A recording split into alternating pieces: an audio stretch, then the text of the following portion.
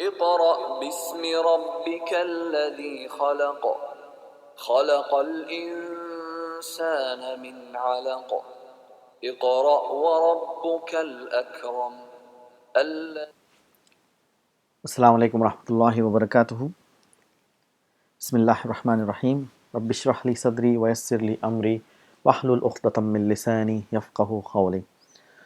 Welcome back, dear brothers and sisters. Jazakallahu khair for people joining from everywhere. May Allah help us to understand the language of Quran. Inshallah, today we're going to introduce you to al-Idafa. Idafa means it is to linking nouns. How do we bring two nouns together in a sentence? Inshallah. So before we proceed, so as usual, inshallah, we're going to practice our pronouns. So we say huwa, huma, hum, hiya, huma, hunna, anta, antuma, antum, anti, antuma, antunna, ana, nahnu. So inshallah, from now we're going to practice some verbs as well. So this is how we keep in touch with what we learned in previous session. So previous session we learned about fa'al and fa'il. So how do we conjugate verbs in the past tense? So let's take a verb today. So we have verb kataba. Kataba means he wrote.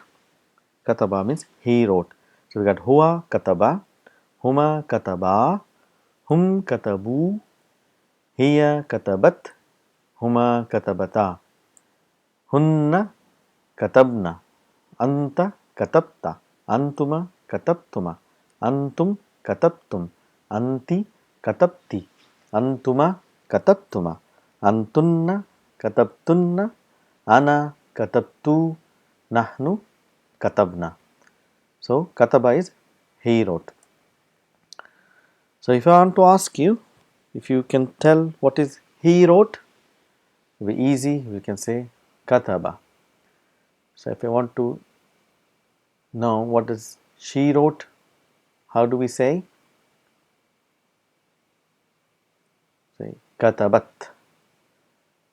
So if I tell you katabtu, what does it mean? Means I wrote. Katabtu, I wrote. If I say they wrote, all those men, all the men wrote, how do you tell?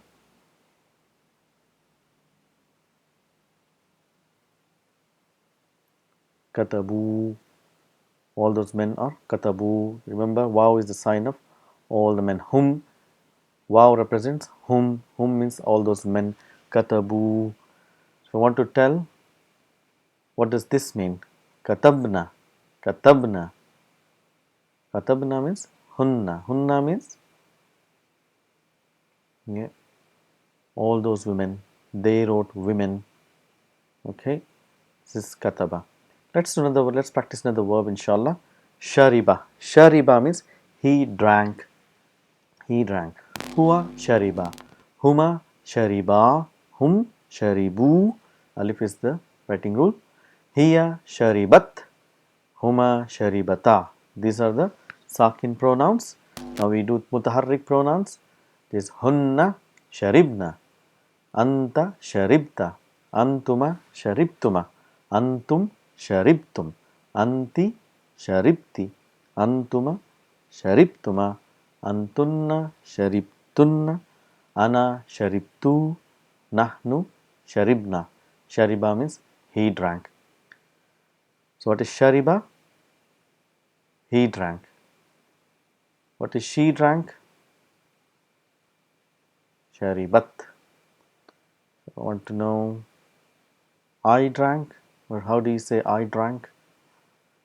It's a sharibtu. Tu is sign of ana. Ana, I drank. You don't say ana sharibtu. You just can say sharibtu. I want to say they drank, men. How do you say? They, whom. And what is the sign of whom? Wow. How do you say? Sharibu.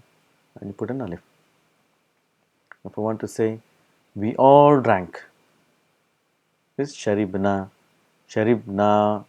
So, sharibna. I have to remember. So let's do another verb. is akala. Akala means he ate. Shariba means he drank. Akala means he ate. Say huwa akala. Huma akala. Hum akalu. Alif is the sound. So sucking pronouns. Hiya akalat. Huma akalata. Let's do the mutaharrik pronouns where the sound of pronoun is produced. Hunna akalna. Anta akalta. You ate. Antuma akaltuma. You both ate. Antum akaltum. All of you men ate. Anti akalti. You female ate. Antuma akaltuma. Both of you females, you ate. Antunna akaltunna. All of you women, you ate. Ana akaltu. I ate. Nahnu akalna. We all ate. Let's practice this. If I want to say, did you eat the food? How do you ask the question? So we're going to learn another way of asking question. We will use hal. Hal and a is same. Means, did you eat the food? Hal akalta ta'am?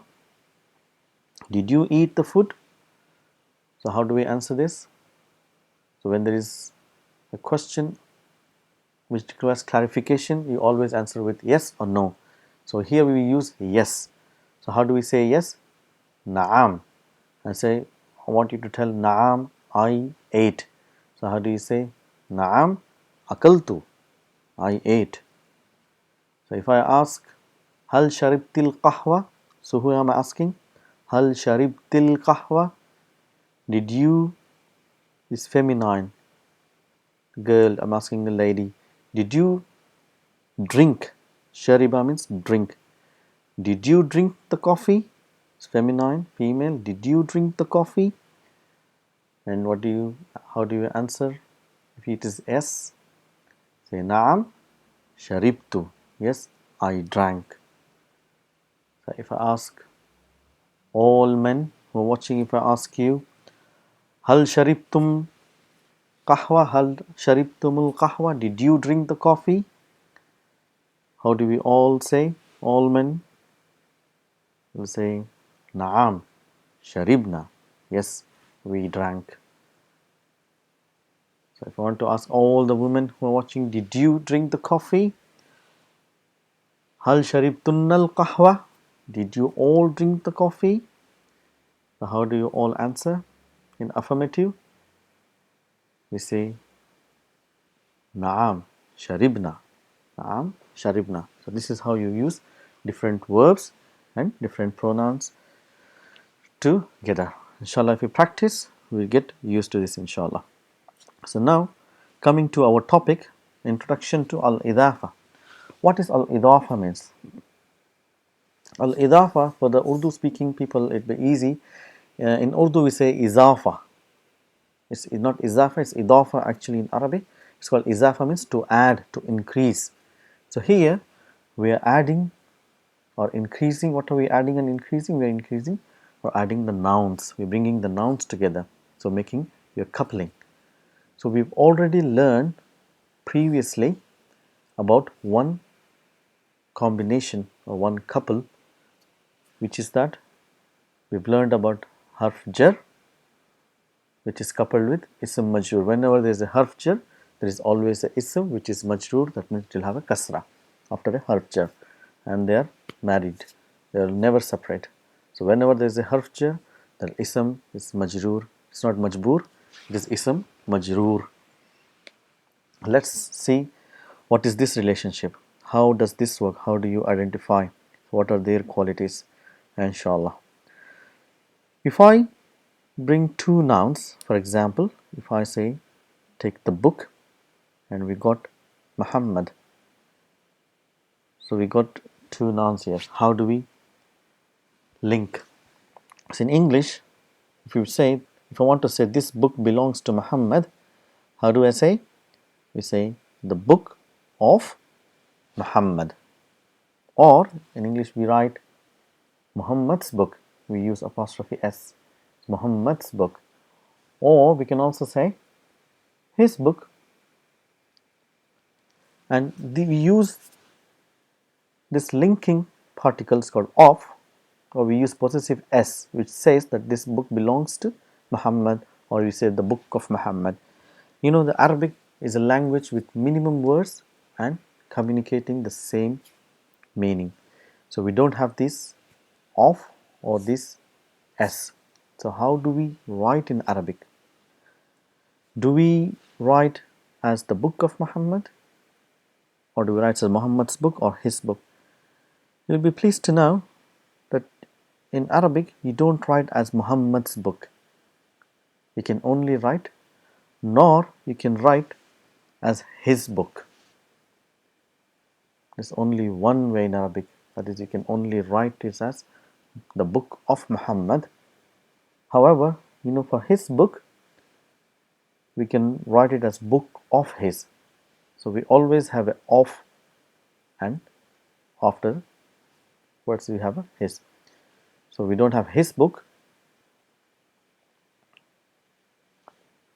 and we have, as we know, we don't have of as well. So how do you write is, we write it the book Muhammad, book his. So how do we understand this in Arabic? How do we write and how do we translate? Inshallah, we'll learn now.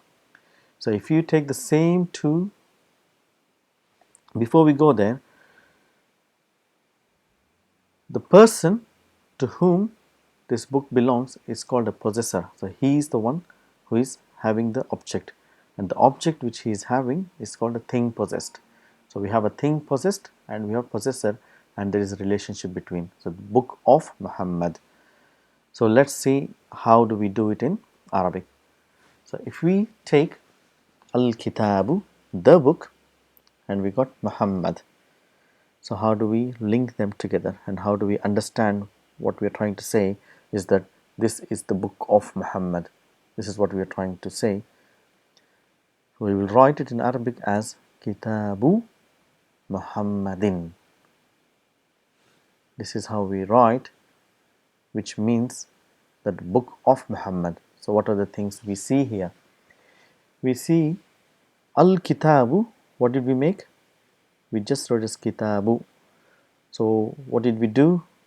We took this al and we took it off. Why did we take it off? Because in this relationship it is making two objects definite. So when we are making a definite relationship, we don't need another article of definite. As we say, Arabic is a language make it things easy. So what we things we don't need, it takes it off. So because it is already a definite relationship, we don't need another definite articles. That's why the al is never written. So we just write without al. I say kitabu, and what do we see here for the Muhammad? We say Muhammadun became Muhammadin. So this is what we got to identify. So when you see a sign with a single vowel and a sign of kasra, that two nouns we translate it as of. We say the book of Muhammad. Kitabu Muhammadin means the book of Muhammad. So the book is the thing which is possessed. What is this called as, the thing which is possessed? It is called a MUDAAF. It's called MUDAAF. And the person who is holding that book which belongs to, or the possessor, is called MUDAAF ILAIHI. MUDAAF ILAIHI. MUDAAF and MUDAAF ILAIHI. This is what we have to learn. So if we take another example, we say qalamun, we got hamidun. So here we don't have al, we just have an indefinite noun. However, when we bring them together, so what are you making? We are making a definite relationship. So how do we write? We write qalamu. So why do we have single dhamma? Because double dhamma is sign of indefinite.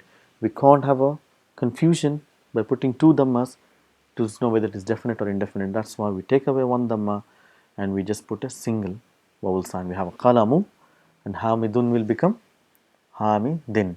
So when you see a single vowel sign on a noun, and immediately after the noun if you see a kasra, that means we can translate it as of. It's a pen of Hamid. Qalamu Hamidin. Qalamu is called MUDAAF and Hamidin is called MUDAAF ILAIHI. So, does that mean that Qalamu, the MUDAAF, will always have a Dhamma and MUDAAF ILAIHI always have a Kasra?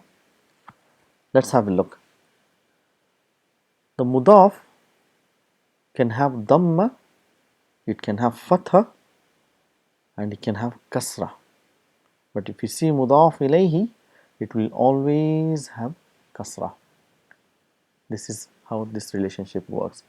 But a MUDAAF will always have a single vowel sign. It will have either a single Dhamma, either it will have a single Fatha, this is a mistake, and will have a single Kasra.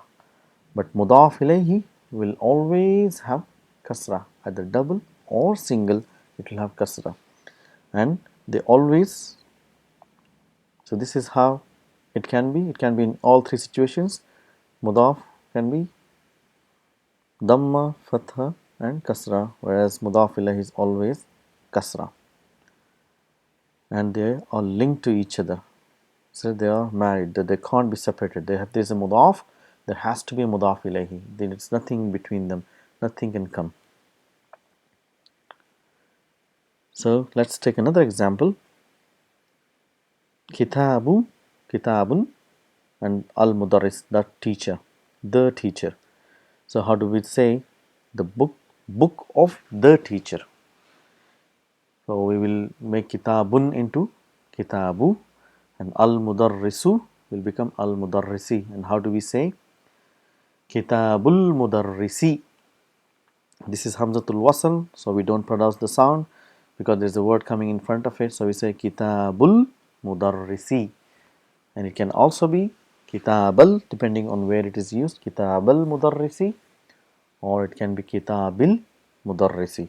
So we have MUDAAF with a single vowel sign and MUDAAF ILAIHI with a Kasra. It's MUDAAF and MUDAAF ILAIHI. So we will learn when does the MUDAAF get a Kasra. Okay, so just look at this example. So inshallah you will understand why a MUDAAF ILAIHI, MUDAAF has a Kasra. If I take this noun Baytun, what does Baytun means? House, a house. And we want to say Allahu. We have to use the word Allahu. If you want to make it a definite relationship, how do we say? For Baytun, we make it Baytu, and Allahu, the word Allahu, Allah Azawajal, we make it Allahi. And how do we say? We say Baytullahi, means the a house of Allah, house of Allah. And if to this couple, if I bring it harf jar, what will happen? If we say fi, so whenever we know harf jar comes, what happened to the ism? It becomes majroor, it becomes fi baiti, in a house. Now we want to add more. We want to say fi baitillahi.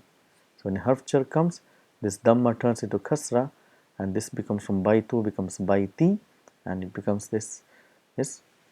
So how do we read this sentence?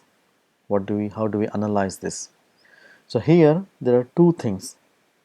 If you concentrate, so we got two things here. We got fi baiti, we got harf jar, and we got ism majroor. And this word baiti now is in two relationships. It's got relationship with harf jar, and it has also got relationship with MUDAAF ILAIHI. So it is playing dual role. So how do we say? We say fi as a harf jar, baitin, baiti is a ism majroor, and we say wahuwa mudaaf, and at the same time it is also becoming a mudaaf, and we say wahuwa mudaaf, and Allahi is the mudaaf ilayhi, the final.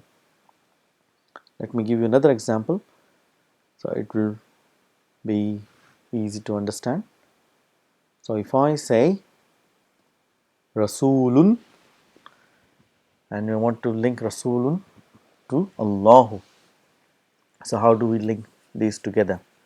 The same formula. So Rasulun, we make it light, we make it one dhamma, we say Rasulu, and Allahu we make kasra, we say Allahi, we say Rasulullahi. This is how we say Sallallahu Alaihi Wasallam, we say Rasulullahi. But if I bring another word in front of it, see what happens. If I am telling Muhammadun Rasulullahi Sallallahu Alaihi Wasallam. So what does this become now?